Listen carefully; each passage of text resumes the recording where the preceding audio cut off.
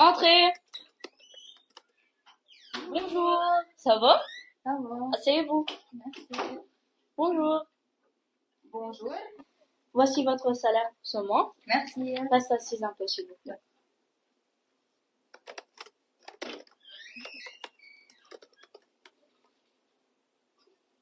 J'ai mis un petit bonus. Merci. J'étais impressionnée de ton travail ce mois. Merci.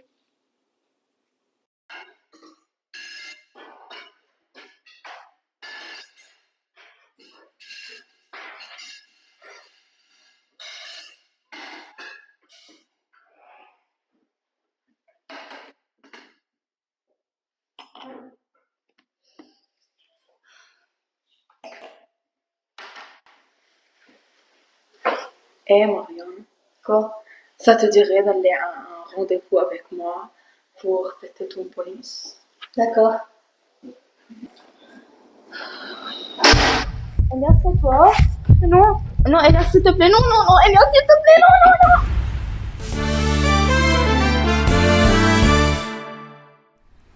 Une jeune fille de 25 ans a été trouvée morte dans un parking, avec des bouts de verre tout autour de son cadavre. On suspecte qu'elle a été frappée sur l'arrière de la tête, avec une bouteille causant sa mort. Son nom est Marianne, et elle travaille comme une serveuse dans le restaurant de La Rochelle. D'après les analyses du médecin légiste, elle a perdu la vie à cause de perte de sang.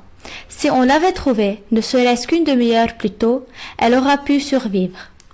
Les policiers ont débuté une enquête pour trouver le tueur, et on a déjà deux pistes.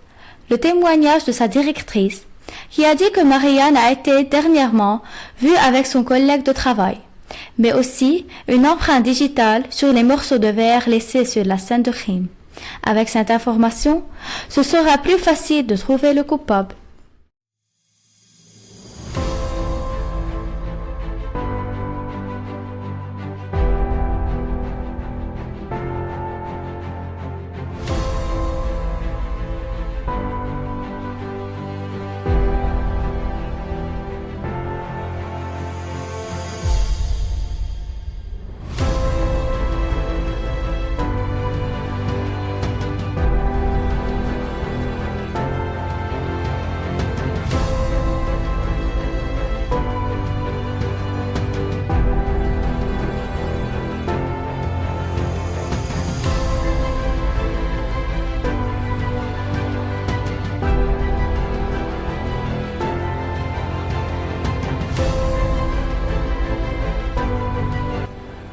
Lors du dernier crime, nos laborantins ont décidé d'étudier un échantillon trouvé sur le crime scene.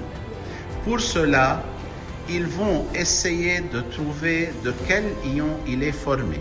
Donc, ils ont prélevé un échantillon auquel elles ont ajouté une quantité d'hydroxyde de sodium. Et elles ont découvert qu'un précipité de couleur rouille se forme, indiquant la présence des ions ferriques dans le crime scene. On a mis une goutte d'anti-A et une goutte d'anti-B, puis on a rajouté une goutte de sang de l'individu, puis on a remué. On a attendu pour les résultats. Il n'y a pas eu d'agglutination ni avec anti-A ni avec anti-B. Alors, absence d'antigènes A et B, c'est le groupe sanguin O.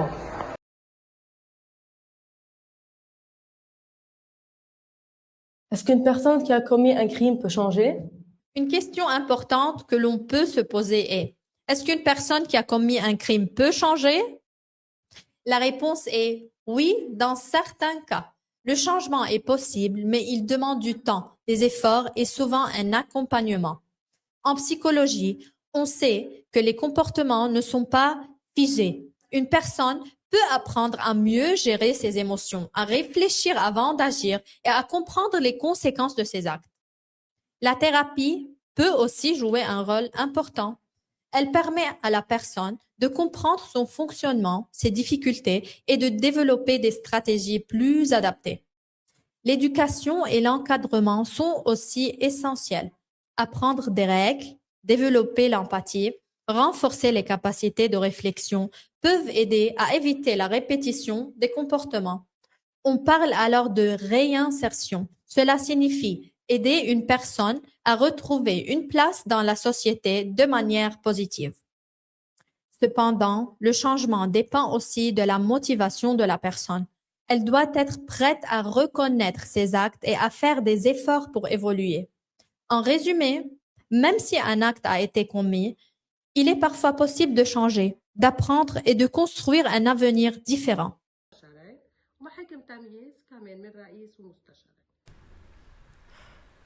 Bonsoir, je suis Jocelyne Matta, une auditrice des tribunaux du Liban du Nord, c'est-à-dire de Tripoli. Que voulez-vous me demander? Si un juge est en train d'écouter deux histoires différentes, comment choisit-il qui a raison? Il faut toujours porter des poursuites avec un plaignant et un défendeur. Chaque plaignant présente lors de l'instruction de l'affaire les preuves qu'il possède, examine s'il a des documents, par exemple des reçus, et raconte ce qui s'est passé avec lui. Le juge les lit et le défendeur aussi présente une réponse et eux aussi se défendent et présentent ce qu'ils ont comme documents. Le juge vient étudier ces documents et voit qui a raison et comment la loi s'applique. Et si le juge a commis une erreur, que se passe-t-il? Bien sûr, le juge peut commettre une erreur comme toute autre personne et parfois il n'est pas fautif. Peut-être qu'il y a quelqu'un qui se sent lésé ou qui n'a pas aimé le verdict, car il y a toujours un plaignant et un défendeur. Il y a quelqu'un qui va gagner et quelqu'un qui va perdre. Le procès à différents degrés, c'est-à-dire si un verdict est rendu par un juge seul, elle est jugée en cour d'appel et en cour d'appel, si une décision est rendue, elle peut être jugée par la cour de cassation. Et quelles sont les étapes du procès? Comme je vous l'ai dit, dans le droit civil, il y a les tribunaux de première instance, c'est-à-dire le juge seul, ou une chambre généralement composée du président et des membres de la cour, ou les tribunaux d'appel, également du président et des conseillers, et les tribunaux de cassation. Les policiers ont mené des interviews auprès de plusieurs personnes et voici les résultats. Cet histogramme présente les réponses de personnes interrogées concernant le fait de voler ou non.